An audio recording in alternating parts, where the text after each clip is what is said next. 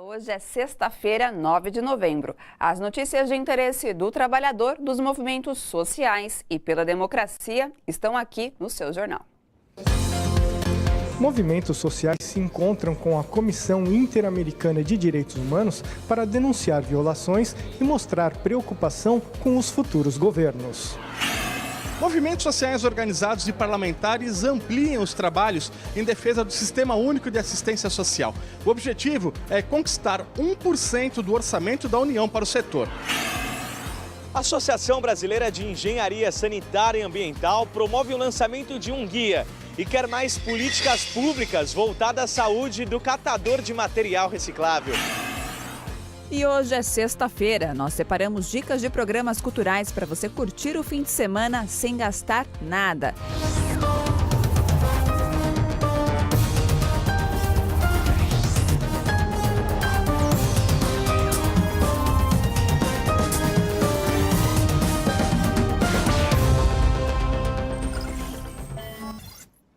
Em Brasília, a Frente Parlamentar em Defesa do Sistema Único de Assistência Social, o SUAS, realizou um ato em protesto contra os cortes previstos no orçamento de 2019 para o setor.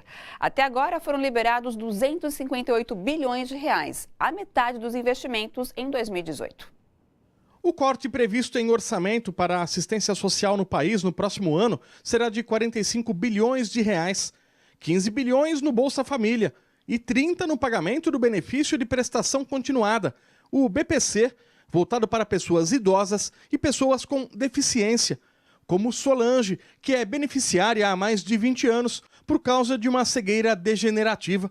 Ela participou da plenária da Frente Parlamentar em Defesa do Sistema Único de Assistência Social, o SUAS, e explicou que sem o auxílio, milhares de pessoas não terão como sobreviver. Uma pessoa hoje, sem o SUAS, ela fica numa condições, muitas vezes, que hoje tu assiste, sem alimento, sem, por exemplo, às vezes está no estágio de estar na rua, né? E até, às vezes, de acessar um trabalho, porque, através disso, o CRAS pode dar uma condição de ser encaminhado até para o mercado de trabalho. No encontro realizado na Câmara dos Deputados, parlamentares, representantes do Conselho Nacional de Assistência Social e gestores afirmaram que a redução do orçamento atende à Emenda Constitucional 95 do teto de gastos. A solução é aprovar uma proposta de emenda constitucional para que 1% do produto interno bruto do país seja destinado ao setor. 1% iria em torno para 7 bilhões. Isso significa que teria um impacto muito grande nos serviços, nos programas, porque essa verba, ela praticamente vai impactar o que a gente chama de verba discricionária. Então aumentaria a receita do SUAS e isso teria um impacto muito forte na população de rua, enfim, todos os serviços que os CRAS e os CREAS ofertam. Na Comissão Mista de Orçamento, uma audiência está marcada para a próxima semana e vai discutir a decisão do governo federal que limitou os recursos e os transformou em uma despesa condicionada. Os 45 bilhões cortados do setor só voltariam ao orçamento do ano que vem se o Congresso aprovar um projeto de lei para a venda de títulos públicos como contrapartida. Vamos apresentar um requerimento junto à CMO para que a gente faça uma convocação do senhor ministro do Planejamento para fazer um diálogo e um debate sobre esses cortes e as consequências que ele tem. Eu acho que é muito importante que a gente garanta os recursos necessários para a assistência social, justamente no momento em que a gente está vivendo uma profunda crise no país, que está deixando ainda mais uma parcela expressiva da sociedade brasileira e do povo brasileiro em situação de vulnerabilidade. Associações de juízes do trabalho, de advogados trabalhistas e de trabalhadores do judiciário lançaram hoje uma nota conjunta em que mostram preocupação com o anúncio do novo governo de extinguir o Ministério do Trabalho. O documento lembra da importância do Ministério para o equilíbrio entre capital e trabalho, como no combate do trabalho escravo e infantil, na fiscalização do FGTS, na formulação de políticas públicas voltadas para o trabalho e o emprego, entre outras questões relevantes para o país. Os anúncios feitos por Bolsonaro e a equipe dele não só têm provocado reações de repúdio no Brasil e principalmente no exterior, como podem levar a enormes prejuízos para o país. O comentário é de José Lopes Feijó. A equipe de Jair Bolsonaro e o próprio Bolsonaro têm feito anúncios que perigam dar enormes prejuízos para o Brasil. Nas relações diplomáticas e comerciais, a maneira como Paulo Guedes, o futuro ministro da Economia, destratou o Mercosul, irritando os argentinos, por exemplo, ou as referências do próprio Bolsonaro à questão do comércio com a China, que desagradou os chineses, ou o anúncio feito, que depois aparentemente está se voltando atrás, da mudança da Embaixada do Brasil em Israel para Jerusalém, provocando um grave incidente com os países árabes, ameaçando as relações comerciais com esses países, não param por aí. Foi anunciado que o Ministério da Agricultura e Meio Ambiente seriam transformados num único ministério. Mas os próprios ruralistas perceberam que isto era um tiro no pé e que o mundo, possivelmente, não aceitariam que nós vivêssemos a lógica da raposa tomando conta do galinheiro. Ou seja, os donos do agronegócio, os ruralistas, que volta e meia são acusados de desrespeitar o meio ambiente, tomando conta da política ambiental. Não pegaria bem. Então, os ministérios continuarão separados. Mas, para o Ministério da Agricultura, já foi indicada uma ruralista de carteirinha, Tereza Cristina, do DEM do Mato Grosso do Sul, conhecida como Musa do Veneno, pela defesa enfática que ela faz do pacote do agrotóxico que visa liberar o uso praticamente indiscriminado deste veneno, destes venenos na lavoura brasileira, envenenando quem os manipula e envenenando quem consome os produtos do agronegócio. O meio ambiente vai ficar separado, mas tudo indica, pelas notícias que circulam na mídia, que o ministro ou a ministra a ser indicado será indicado também pelos ruralistas. Continua a lógica da raposa tomando conta do galinheiro. Será que isto vai enganar aqueles que nos países que compram os produtos brasileiros e o consomem se preocupam com a questão ambiental? Possivelmente não. Esta manobra corre o risco de não dar certo e trazer um enorme prejuízo para o comércio exterior do próprio agronegócio, com prejuízo para as exportações brasileiras. Mais um, entre tantos, anunciados de forma equivocada e atabalhoada pela equipe de Bolsonaro e pelo próprio Bolsonaro. Apesar de emendas parlamentares terem contemplado parte dos interesses dos trabalhadores no Rota 2030, o programa de incentivo fiscal às montadoras, aprovado por Michel Temer, é muito diferente do esperado pelos metalúrgicos. Veja na reportagem de Michele Gomes. O Rota 2030 dá incentivos fiscais às montadoras que investirem em pesquisa e desenvolvimento no país nos próximos 15 anos. O programa estipula metas que os fabricantes deverão seguir para melhorar o consumo de combustível e a segurança dos veículos. Em entrevista por Skype, o professor do Instituto de Economia da Unicamp, Marco Antônio Martins da Rocha, destaca que o novo regime automotivo não combate de forma eficiente as importações, que tem impactado a indústria nacional e os postos de trabalho. O problema é você estender, como eu falei, isso carece de uma regulamentação melhor, esse benefício de IPI para produtores nacionais que venham a importar carros híbridos. E que seja incluído dentro desse pacote a importação de carros flex. Do ponto de vista de emprego, eu tenho minhas dúvidas se a Rota 2030 vai ser significativa. Para o Sindicato dos Metalúrgicos do ABC, o Rota 2030 ficou aquém do Inovar Alto, o antigo regime automotivo. O programa Rota 2030, no que foi discutido ano passado, ele era para ser um programa muito maior, era para ser uma continuidade do Inovar Alto, então tinha todo um aspecto de ser uma política industrial para o setor automotivo e que, com o anúncio do Rota, o tamanho que ele vem, ele não atende de fato a indústria automotiva e o anseio dos trabalhadores pensando no programa. Ele incentiva a pesquisa, desenvolvimento, inovação, engenharia no país, mas ele fica muito longe de incentivar o crescimento das indústrias, o adensamento da cadeia produtiva relacionada ao setor automotivo. Durante o processo de discussão do programa, o sindicato sugeriu emendas que foram incluídas no decreto assinado ontem por Temer. A gente consegue destacar a retirada do termo automação das diretrizes que estavam previstas no programa. Você colocar nas diretrizes do programa um termo desse tipo, ele pode potencializar ainda mais a retirada de trabalhadores do setor.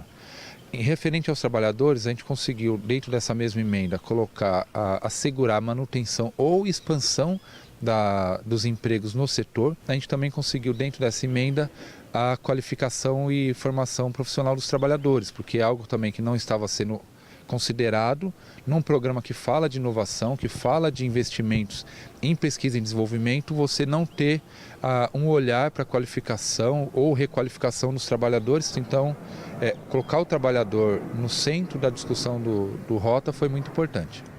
A Associação Brasileira de Engenharia Sanitária e Ambiental lançou hoje o Guia Saneamento Ambiental e Saúde do Catador de Material Reciclável. A publicação quer subsidiar propostas de políticas públicas na área de resíduos sólidos. Veja na reportagem de Leandro Chaves. Faz 24 anos que a rotina do Seu José é assim: separar tudo que é material reciclável. Neste período, ele já se acidentou algumas vezes enquanto trabalhava.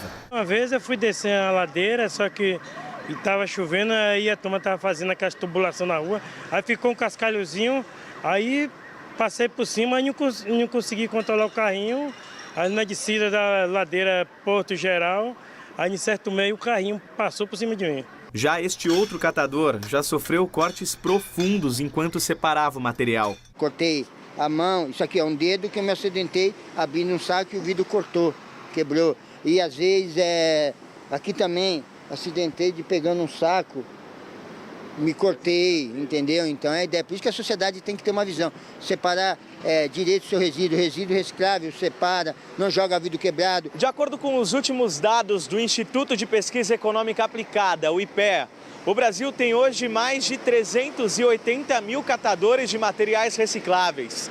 Juntos, eles são responsáveis pela coleta de quase 90% de todo o material que é reciclado no país.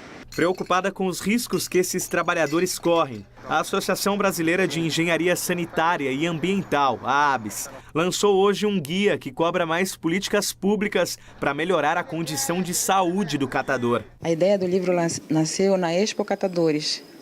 A ABS foi convidada para dar uma palestra e no que ela faz a palestra de risco à saúde, os catadores todos ficaram preocupados, porque assim, o risco é muito grande com relação à coleta seletiva, se não tiver uma orientação para a população. E aí surgiu a ideia de fazer uma publicação que junta a coleta seletiva, a questão social, a questão econômica com a questão de saúde. O livro teve a participação de 17 especialistas no tema.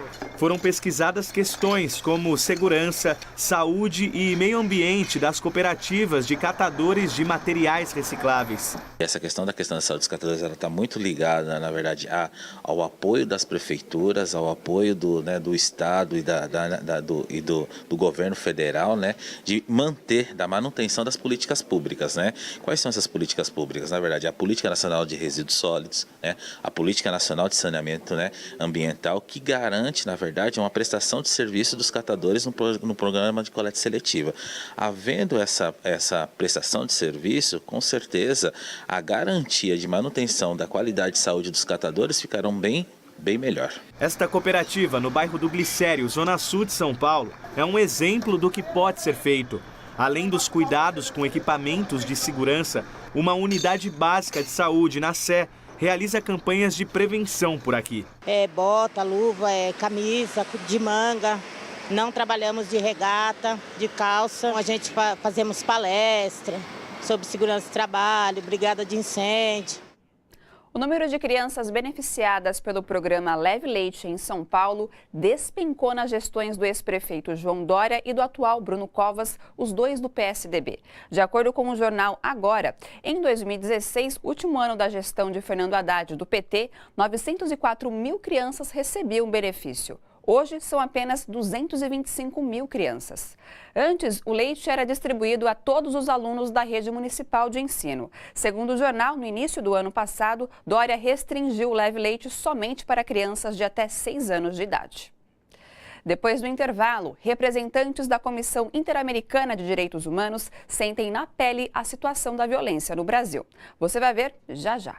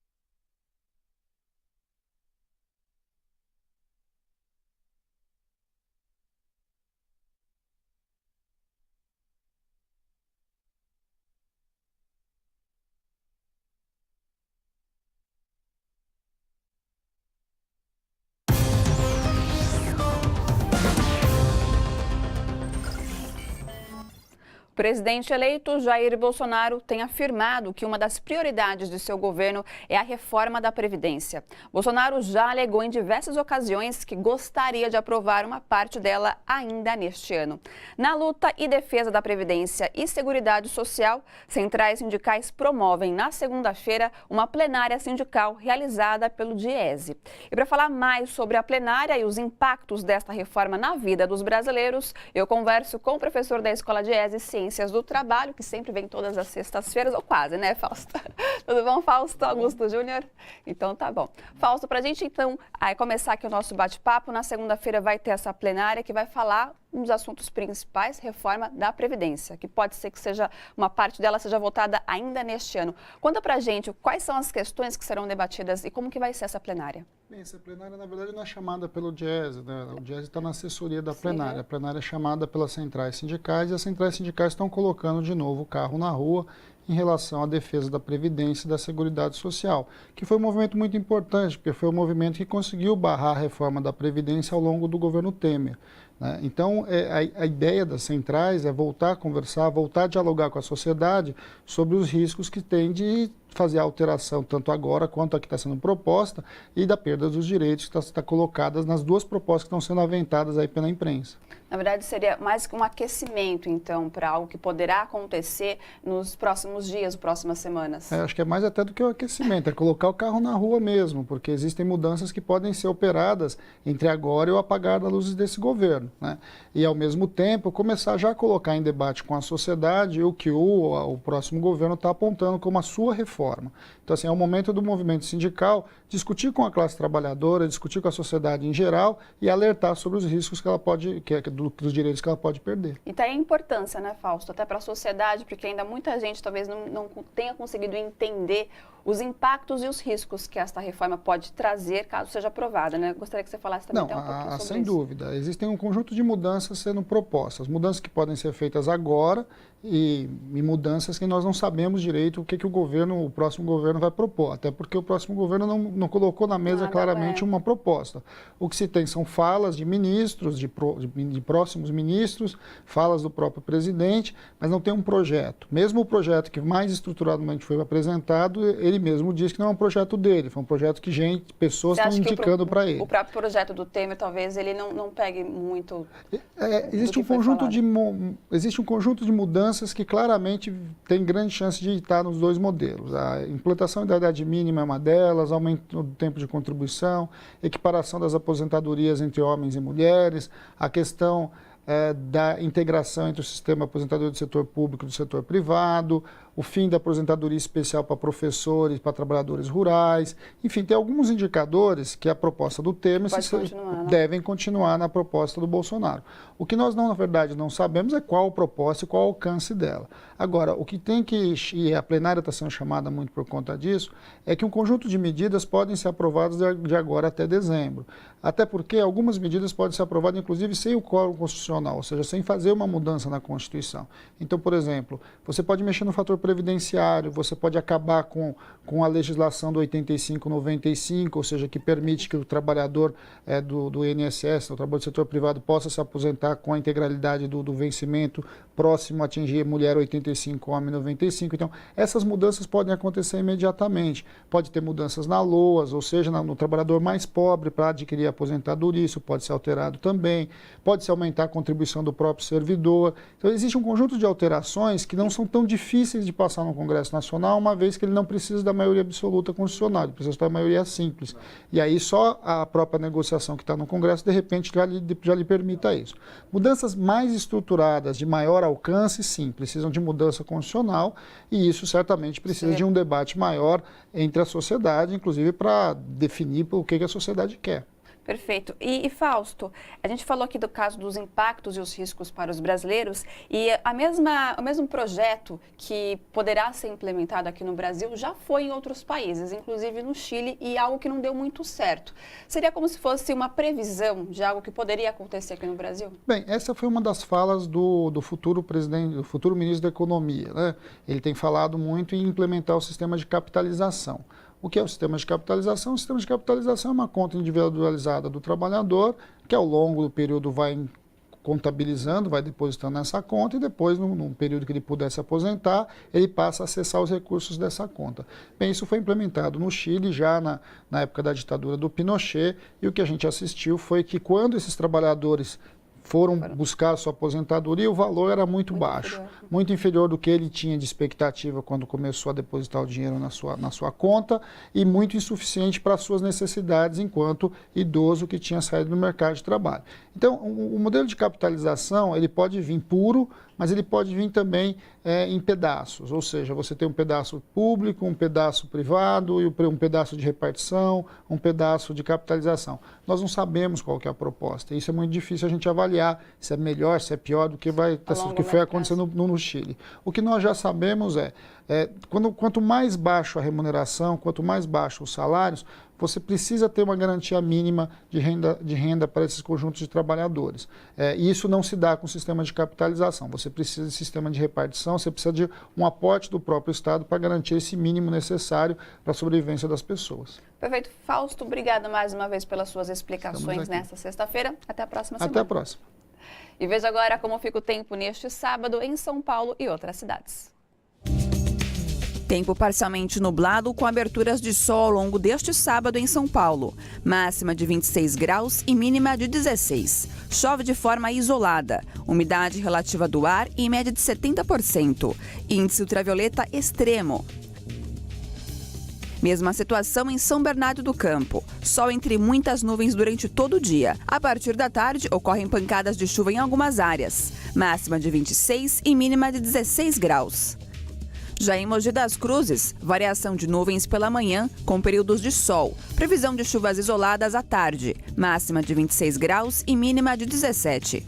Em Brasília, o tempo será fechado e com chuva ao longo do dia, que poderá vir acompanhada de trovoadas. Máxima de 24 e mínima de 17 graus.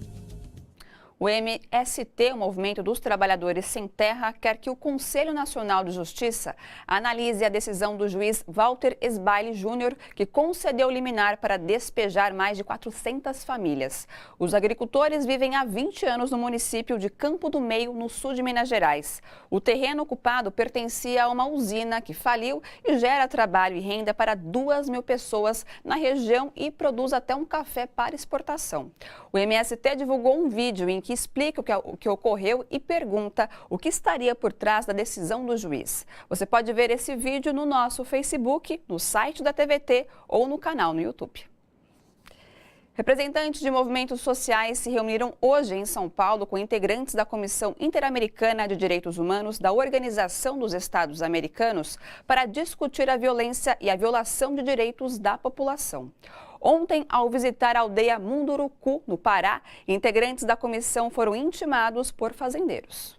Os membros da comissão puderam sentir na pele o que os militantes sofrem no dia a dia. Ele me bateu aqui. Ele me bateu. Quer agredir a mulher, porra? Quer agredir, porra? Problemas semelhantes foram debatidos hoje em São Paulo.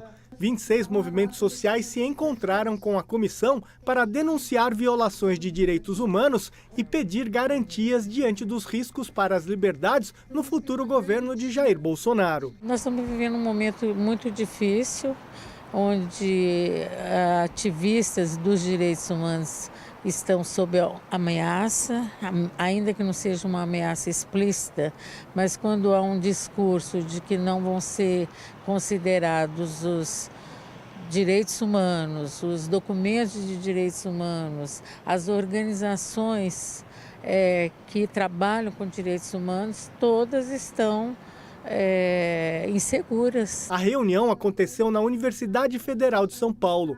A pró-reitora de Extensão e Cultura da Unifesp afirma que, se houver redução de programas sociais, os direitos humanos mais básicos serão atingidos. De uma certa forma, quando a gente tem a diminuição de políticas sociais, ou seja, que é a ação do Estado para a coletividade, a gente entende que é uma forma de você você está diminuindo a ação do Estado, né, e isso vai ter uma interferência direta na dignidade humana. Movimentos de mulheres acreditam que a postura machista de Jair Bolsonaro pode afetar os direitos e as políticas públicas para as mulheres. A gente enxerga com muita preocupação a eleição desses dois governantes nesses âmbitos, porque são pessoas que dizem e trabalham efetivamente contra os direitos das mulheres. Então, para a gente é uma grande preocupação. Os discursos dos eleitos de que bandido bom é bandido morto e de dar licença aos policiais para matar são preocupações do padre Valdir Silveira, da Pastoral Carcerária, ligada à Igreja Católica. Era bom que essas pessoas que falam isso conhecessem a realidade carcerária. Segundo, é um ato de ignorância da realidade, porque quanto mais você prende no Brasil, mais aumenta a violência. Faça estatística de mortes na cidade e aumento da prisão. E como mais prisão gera mais morte, mais violência na cidade. Então, é um procedimento, eu diria, realmente de inteligência para expandir o crime e a violência. Antes da reunião com todos os movimentos sociais, a Comissão Interamericana se encontrou com representantes do MST, o Movimento dos Trabalhadores Rurais Sem Teto.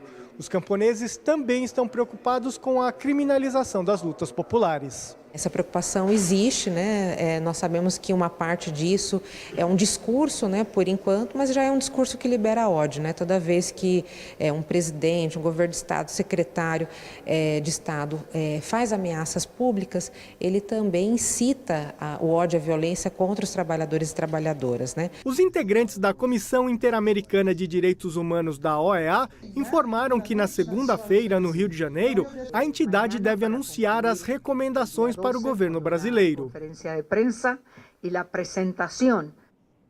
Um grupo da Comissão Interamericana de Direitos Humanos está no Rio de Janeiro. Os comissários participam de reuniões com autoridades e a sociedade civil para discutir temas relevantes para a defesa dos direitos humanos no Estado.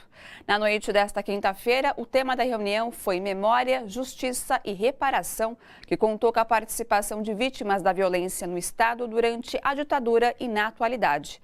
A imprensa não pôde acompanhar o encontro para manter o sigilo de possíveis denúncias, mas nossa equipe conversou com alguns participantes. Como visita em loco para ver toda a situação de direitos humanos em Brasil. A visita foi em loco para ver todas as situações de direitos humanos no Brasil. Não fazemos a visita há 25 anos. A visita vai ser muito importante para ver como estava a situação antes e como está hoje. Além disso, é importante para traçar recomendações de quais são as linhas que devem seguir as políticas públicas. Esta semana, além de visitar lugares, teremos reuniões com autoridades e vítimas de violações de direitos humanos, com familiares, organizações e líderes de movimentos sociais, ambientais, indígenas e outros grupos vulneráveis. Medioambientales, indígenas e outros grupos vulneráveis.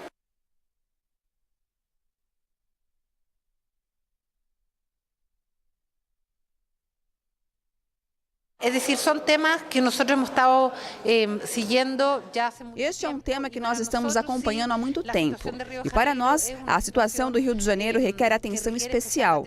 Nos interessava muito ver a intervenção federal e ter um contato direto, que ainda não tínhamos tido. Uma coisa são as políticas de segurança pública para baixar a criminalidade. E outra coisa é entender que os criminosos são animais que não merecem respeito aos direitos humanos. Que não merecem respeito nem direitos humanos.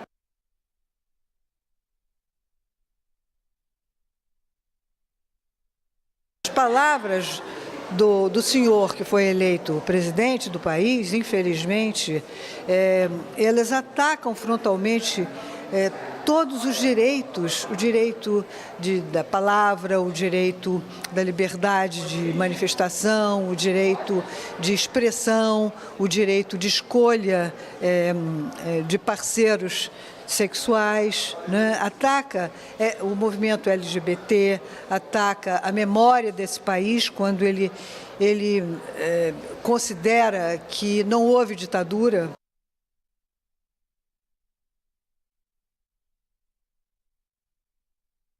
Meu filho foi assassinado por um ex-policial por causa de uma briga de uma garagem. Que no Brasil não tem justiça.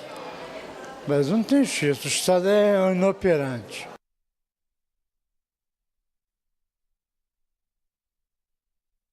Tem tido um desmonte das instituições democráticas, tem tido um desmonte um retrocesso da situação geral de direitos humanos, né? Você tem povos indígenas, povos quilombolas, você tem a situação da segurança pública, violência policial, índices alarmantes de impunidade. Para a gente, o fato da comissão vir traz uma perspectiva de que existe alguém mais olhando para a situação do que a gente está passando aqui, né? Depois do intervalo, ex-presidente Lula faz um alerta. Abram o olho. Você vai ver já já.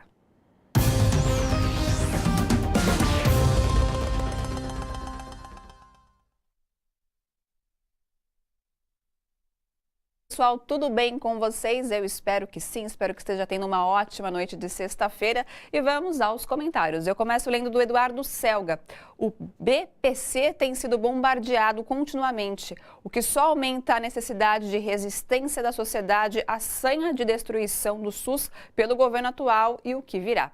A Rose Beraldi, a luta está só começando, vamos em frente. E o Guto Del, para onde vai todo esse dinheiro que deixa de ir para as políticas sociais? Fica aí a pergunta. Daqui a pouco eu volto com mais comentários, não saiam daí.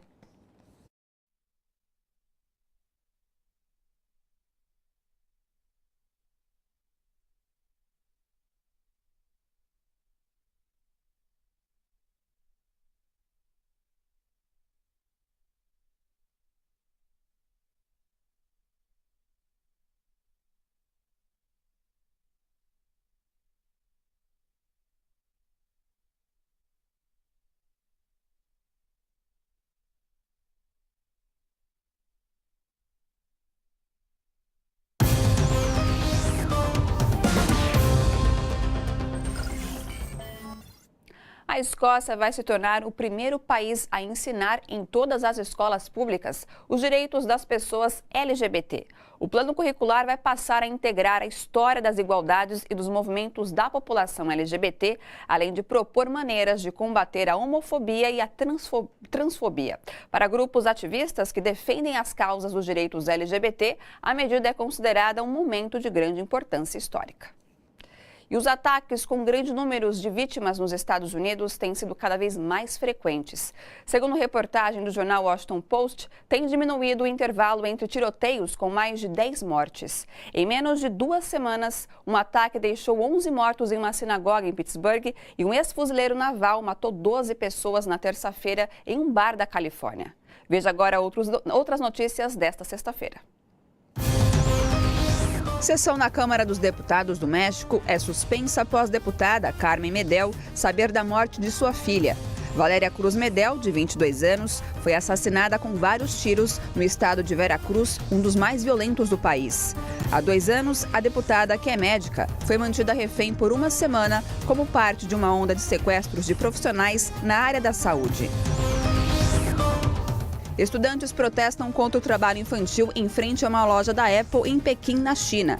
Segundo as denúncias, estudantes realizavam trabalhos em horários desumanos em uma fábrica no sul do país. O serviço é relatado pela empresa como estágio. Porém, de acordo com os manifestantes, se os jovens se recusassem a trabalhar, poderiam perder o diploma. O governo americano endurece condições para conceder refúgio a imigrantes. A medida inviabiliza o pedido de asilo de quem cruzar a fronteira sul dos Estados Unidos de forma ilegal. O anúncio foi feito enquanto uma caravana com mais de 7.000 imigrantes avança pelo México rumo aos Estados Unidos. Iêmen registra mais de 50 mortos em 24 horas em combate pelo controle da cidade portuária de Hodeida. A informação foi divulgada por fontes médicas. A maioria das vítimas eram rebeldes hutis que morreram em bombardeios aéreos atribuídos à coalizão sob o comando da Arábia Saudita.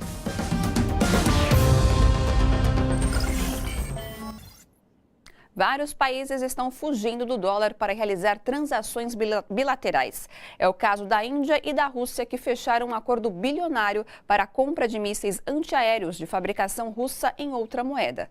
Acompanhe a análise do comentarista internacional Flávio Aguiar. Este acordo foi fechado em rublos, ou seja, a Índia vai pagar a Rússia não em dólar, como é o costume da esmagadora maioria das negociações internacionais. Desse modo, ambos os países estão saindo fora da hegemonia e da órbita do dólar em negociações internacionais. O mesmo pode acontecer no futuro próximo já entre Rússia e China, que vão seguir essa tendência, e inclusive com outros países, né? Esses países vêm cancelando contratos em dólar e buscando negociações em moedas nacionais. Dessa forma, os países escapam às flutuações cambiais do dólar e também terão mais facilidade em driblar as sanções norte-americanas a companhias, empresas, países que realizem transações com as quais os Estados Unidos não estão de acordo, como por exemplo com o Irã. Essa é uma tendência também que vem sendo seguida por outros países. O Irã e a Coreia do Sul concordaram em realizar transações também nas suas respectivas moedas nacionais. E o mesmo passo está sendo aguardado por parte da Turquia, do Iraque e do Catar. Deste modo, há países que estão se organizando para enfrentar não só a guerra das sanções, mas também a própria guerra fiscal que os Estados Unidos vêm promovendo, de todo esse rearranjo geopolítico, geoeconômico que está ocorrendo. O Brasil poderia estar participando em posição de proa, se ainda tivesse a liderança que teve durante os governos de Lula e Dilma no plano internacional. Agora, porém, o Brasil pode ficar simplesmente de fora de tudo isso, a se confirmar a tendência por parte do novo governo eleito em voltar ao realinhamento automático do nosso país com as posições norte-americanas, inclusive com relação às transações comerciais. Flávia Guiar para a TVT, direto de Berlim.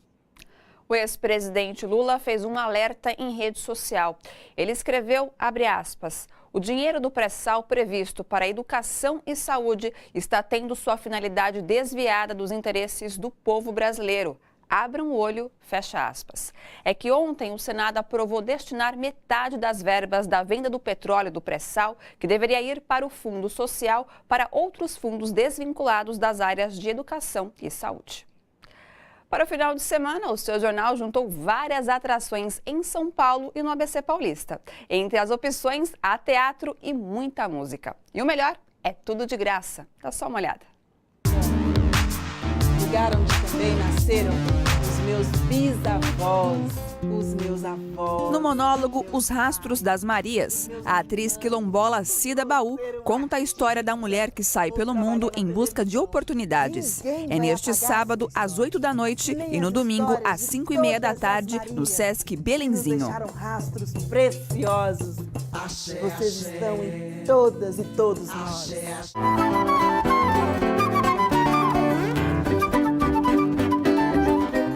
Clássicos do samba e do choro estão em Atemporal, o primeiro álbum da banda Dedo de Moça, que traz composições de Jacó do bandolim e Paulinho da viola, entre outros. É no Auditório Ibirapuera, às 7 da noite de domingo.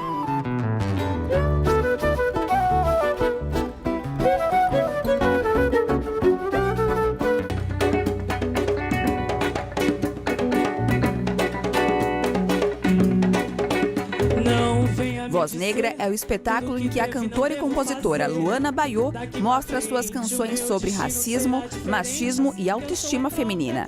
Ela se apresenta no Sesc Bom Retiro, às 4 da tarde de domingo. Me põe a mão, saia daqui agora e volte quando entender que eu não sou sua criada, não devo mais te obedecer.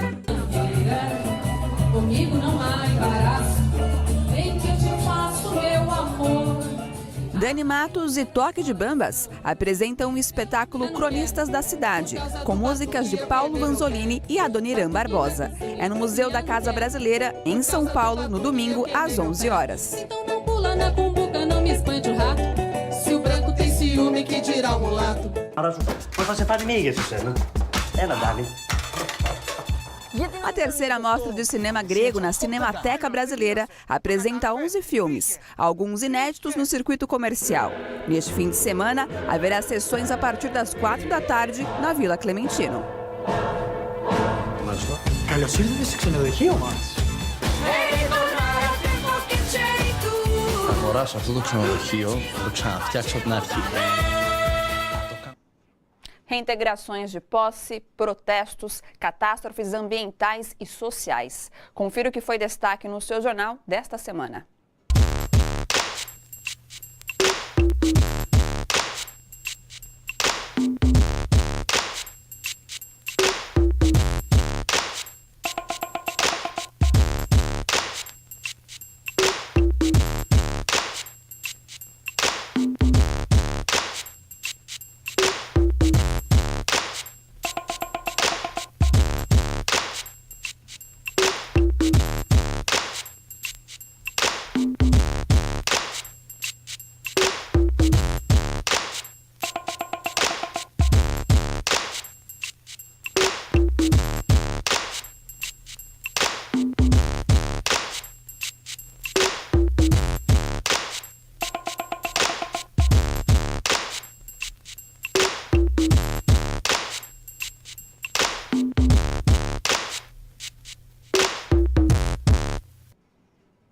Para assistir às reportagens do Seu Jornal e também os outros conteúdos produzidos pela TVT, é só acessar o nosso portal. O Seu Jornal termina aqui. Boa noite a todos e a todas. Até segunda e a luta continua.